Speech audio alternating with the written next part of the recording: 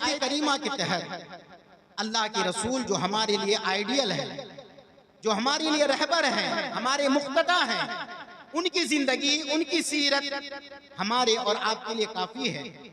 उनकी जिंदगी हमारे लिए एक नमूने अमल है। अल्लाह ने फरमाया, ए महबूब, आप लोगों के मामलात वो जो अखलाक से हटकर हो तो आप वो सब मामलात पर सब्र करें और मुआफ कर दें। तो अल्लाह के रसूल ने अपनी जिंदगी जो है कैसे गुजारी, इसी आयत करीमा को नजर में रखें और फिर अल्लाह के रसूल का वो अखलाक जो लोगों के मुआफी के ताल्लुक से है, लोगों को मुआफ करने के और किसी भी मामलात को दरगुजर करने के ताल्लुक से है, वो सुने। दुरूद शरीफ पढ़ ले तो बेहतर होगा। अल्लाहुम्मा सल्ली अला सय्यिदिना मौलाना मुहम्मदिन बारिक वसल्लिम सलातन व सलामुन अलैका या रसूल अल्लाह सल्लल्लाहु तआला अलैहि वसल्लम। अल्लाह ने अपने नबी के जरिया से हम और आपको तालीम दी कि आप लोगों के मामलात को दरगुजर कर दें। लोगों के वो अखलाक जो बदतमीजी और बदअखलाकी से जो है आपके सामने आ जाए, लोगों के उस बदअखलाकी वाले अमल को आप जो है मुआफ कर दें। अल्लाह के रसूल सल्लल्लाहु तआला अलैहि वसल्लम की सीरत देखें। अल्लाह के रसूल सल्लल्लाहु अलैहि वसल्लम पर कुफ्फार मक्का व मुशरिकीन मक्का ने कौन ऐसा जुल्म व सितम होगा जो न ढाए हो। अल्लाह के रसूल के प्यारे सहाबा रिज़वानुल्लाहि तआला अलैहिम अजमईन के ऊपर कौन ऐसा जुल्म और सितम होगा जो कुफ्फार मक्का व मुशरिकीन मक्का ने सरकार के सहाबा पर न ढाया हो। बड़ा से बड़ा जुल्म, एक से एक सितम अल्लाह के रसूल के सहाबा के ऊपर जो है ढाया हुआ। अल्लाह के रसूल के सहाबा को जो है सताया गया। आपने नहीं सुना कि हजरत बिलाल को गरम रेत पर लेटाकर जो है आपको तकलीफ पहुंचाई, हजरत खुबैब को तरह तरह के जुल्म सितम जो है में डालकर आपको जो है परेशान किया गया। और दीगर सहाबा, गरीब तो गरीब सहाबा, कुछ ऐसे सहाबा हैं जो अच्छे खासे दौलत और सरवत के मालिक थे, जब सरकार के दामन से वाबस्ता हो गए तो बड़े बड़े सहाबा को भी जो है सताया गया। और गरीब सहाबा के ऊपर जो जुल्म सितम ढाया वो बयान से तो बाहर है। लेकिन मोहतरम हज़रात जरा गौर करें कि अल्लाह के रसूल ने कैसी तालीम दी सहाबा को। कोई भी सहाबी रसूल की जिंदगी आप उठाकर देख लें, कोई भी सहाबी जिनके ऊपर जुल्म सितम ढाए कुफ्फार मक्का ने, वो जुल्म सितम का बदला जो है जुल्म सितम के जरिया से नहीं दिया, बल्कि सारे सहाबा ने मुआफ कर दिया। एक सबूत और दलील तो ये है कि जब जो है मेरे आका करीम सल्लल्लाहु अलैहि वसल्लम मक्का को फतह करने के लिए 10,000 सहाबा को लेकर मक्का में दाखिल होते हैं, तो वो जो है आदमी, वो काफिर भी जो है सहाबा के कैदी बने हुए हैं, जो काफिर जो है सरकार के सहाबा के ऊपर तरह तरह के जुल्म सितम ढाए हैं। हजरत बिलाल को जिन्होंने सताया वो भी कैदी बनाए गए हैं, और दिगर सहाबा के ऊपर जो तरह तरह के जुल्म सितम ढाए वो भी उस जगह मौजूद हैं। लेकिन फतेह मक्का के दिन मेरे सरकार सल्लल्लाहु अलैहि वसल्लम ने ये नहीं फरमाया कि जो बिलाल को सताया उनके ऊपर जुल्म किया जाएगा, जो उमैया जो है सुमैया को जो है शहीद किया, जो आमिर को शहीद किया, उन सबको सताया जाएगा, उन सब के जुल्म का बदला जुल्म के जरिए से दिया जाएगा। नहीं, बल्कि मेरे आका सल्लल्लाहु अलैहि वसल्लम ने फरमाया, मैं मोहम्मद आज ऐलान करता हूँ, जिन्होंने जिस तरह से भी मुझको सताया, मेरे सहाबा को सताया, मैंने सारे को मुआफ कर दिया और सब जो है आजाद, सब आजाद। ये सरकार की सीरत है कि सरकार और सरकार के सहाबा पर मक्का के बड़े बड़े जो है काफिरों ने जितने भी जुल्म सितम ढाए हैं, वो जुल्म सितम का बदला जुल्म सितम के जरिया से नहीं दिया, बल्कि आका करीम सल्लल्लाहु अलैहि वसल्लम ने जो है मुआफी से जो है काम लिया और सबको जो है दरगुजर फरमाकर और जो है उन सब के जो है हिदायत के लिए और उन सब के जो है ईमान के लिए मेरे आका सल्लल्लाहु अलैहि वसल्लम ने दुआएं भी फरमाई।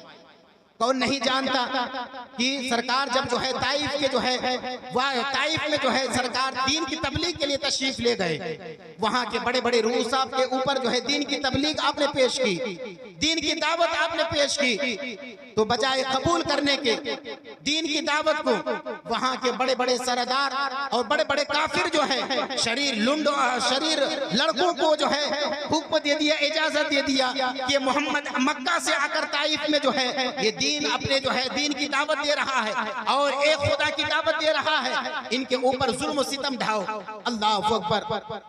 तारीख में बात आती है कि शरीर जो है लड़के जो है सरकार दो आलम सल्लल्लाहु अलैहि वसल्लम के ऊपर इस तरह पत्थर बरसाए कि आपका पूरा जिस्म पत्थर खाने की वजह से लहूलहान हो गया, पूरा जिस्म जो है लहूलहान हो गया। आप जिधर से गुजरते उधर जो है कदमों से खून निकल करके जो है जमीन गीली हो जाती, यहाँ तक के आपके नाले ने मुबारक खून से जो है भर गए थे।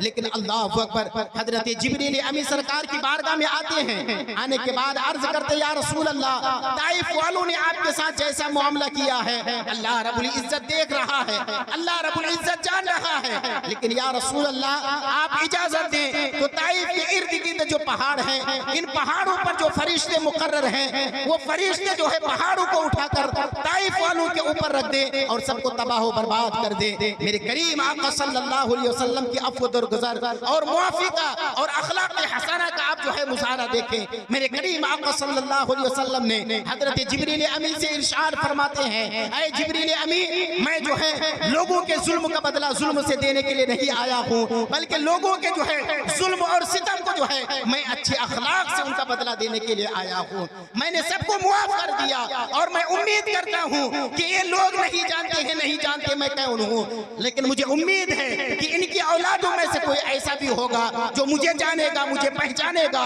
और मुझ पर ईमान लेकर आएगा। और खुद मेरे आका सल्लल्लाहु अलैहि वसल्लम सब्र के साथ काम लेते हैं, अफ़्व दरगुज़र के साथ काम लेते हैं। यहीं तक नहीं बल्कि अल्लाह के रसूल के ज़बान अक़दस से ताइफ वालों और दिगर जो है जो लोग सताते हैं उन लोगों के लिए दुआएं भी निकलती हैं।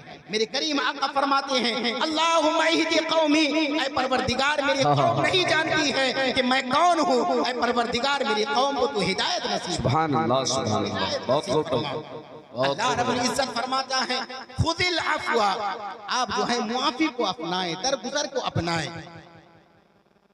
अल्लाह के रसूल ऐसे ही अमल करके हम और आपको जो है दिखाया। उनकी सीरत यही है कि अगर कोई जुल्म करे, कोई सितम ढाए, कोई गाली गलौज से, बदतमीजी से, बदअखलाकी से पेश आए तो आप जो है उनका जवाब उन्हीं के जैसा नहीं दें, बल्कि आप अच्छे अखलाक से पेश आए और उन सब के मामलात को आप दरगुजर फरमा।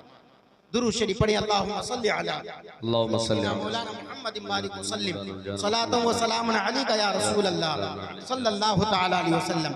मोहतरम हज़रात, और जो बंदा मुआफ़ी को अपनाता है, दरगुजर को अपनाता है, अल्लाह रब्बुल इज्जत ऐसे बंदों को पसंद भी फरमाता है, ऐसे बंदों को पसंद भी फरमाता है। और जो मुआफ़ी को अपनाता है वो मुत्तकियों की निशानी अल्लाह रब्बुल इज्जत ने करार दिया है। अल्लाह रब खुद उठाए चौथा पारा, चौथे पारे में अल्लाह रब्बुल इज्जत फरमाता है, वसारिउ इला मगफिरतिन मिन रब्बिकुम व जन्नतिन अर्दुहा समावातु वल अर्द। तुम दौड़ो उस अल्लाह रब्बुल इज्जत की बारगाह की तरफ अपनी बख्शिश व मगफिरत, अपने गुनाहों की मुआफ़ी के लिए अल्लाह की बारगाह की तरफ रुजू करो। वो जन्नतिन अर्दुहा समावातु वल अर्द, और ऐसे जन्नत की तरफ जो है दौड़ो जिस जन्नत की चौड़ान में सातों जमीन और सातों आसमान आ जाए, सातों जमीन और सातों आसमान आ जाए।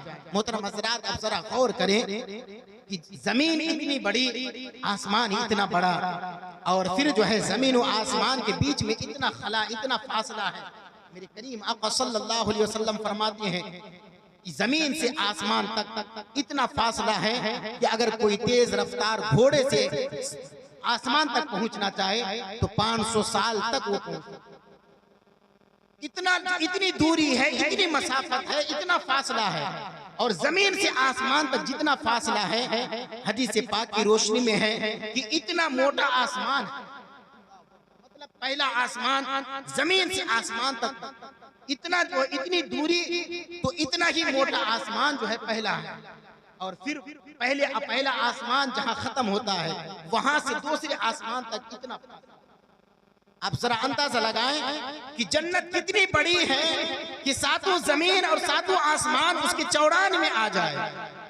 अल्लाह रब्बुल इज्जत उस जन्नत के बारे में फरमाता है कि उइद्दत लिल मुत्तकीन, वो जन्नत मैंने परहेजगारों के लिए, मुत्तकियों के लिए और डर वालों के लिए बनाया है।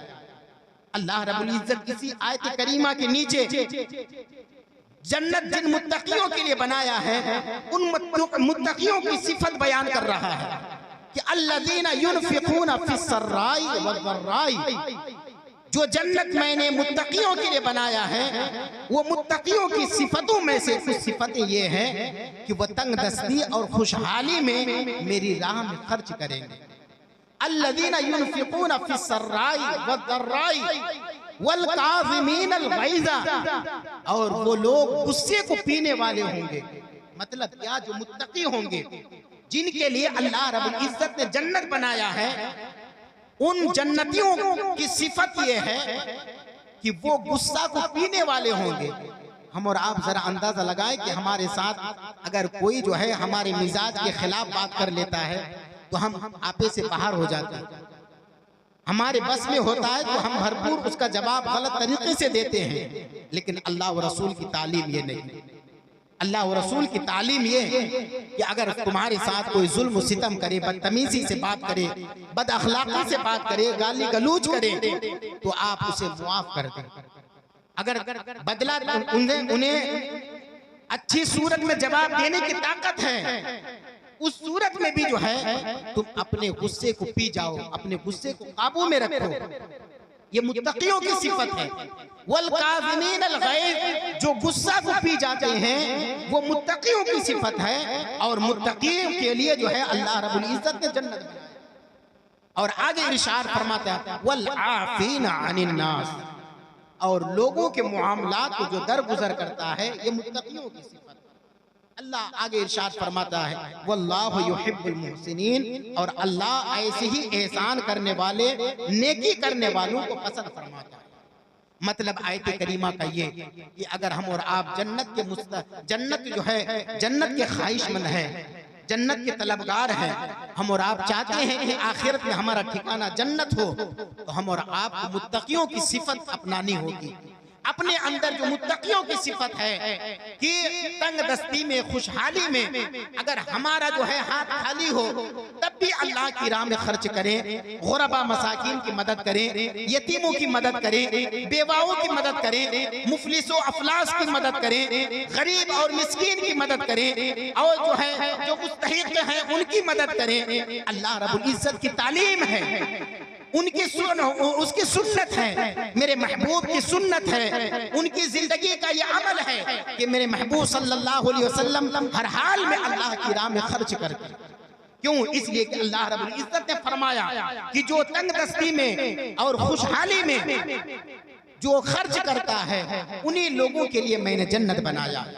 और जो गुस्से को पी जाते हैं और जो लोगों के मामलात को दरगुजर कर देते हैं, मुआफ कर देते हैं, मैंने उन्हीं लोगों के लिए जन्नत बनाया, उन्हीं लोगों के लिए जन्नत बनाया। मेरे करीम आका सल्लल्लाहु अलैहि वसल्लम की सीरत सुने। मेरे करीम आका सल्लल्लाहु अलैहि वसल्लम की बारगाह में खैबर के मौका पर कुछ बदवी सहाबा आ जाते हैं, और आने के बाद जो है कहते हैं ऐ अल्लाह के रसूल, अल्लाह ने आपको जो माल दिया है वो माल मुझे अता करे। हदीस पाक में यहाँ तक आता है कि एक बदवी सहाबी सरकार के गर्दन मुबारक पे एक जो है शामी चादर पड़ी हुई थी, वो एक बदवी सहाबी जो है सरकार के गर्दन मुबारक में जो चादर पड़ी हुई थी वो सख्ती के साथ पकड़ के खींचते हैं। खींचने की वजह से आपके नाजुक गर्दन शरीफ पर जो है वो चादर की जो है खराश पड़ जाती है, तेजी के साथ खींचने से। मेरे करीम आका सल्लल्लाहु अलैहि वसल्लम की सीरत सुने, उनका अखलाक सुने, और लोगों के मामलात जो अखलाक से हटकर होते थे आप कैसे दरगुजर फरमा कर मुआफ कर देते थे। करीम आका सल्लल्लाहु अलैहि वसल्लम की चादर मुबारक को जब खींचते वो सहाबी देहात के रहने वाले, उन्हें नहीं पता ज्यादा की जो है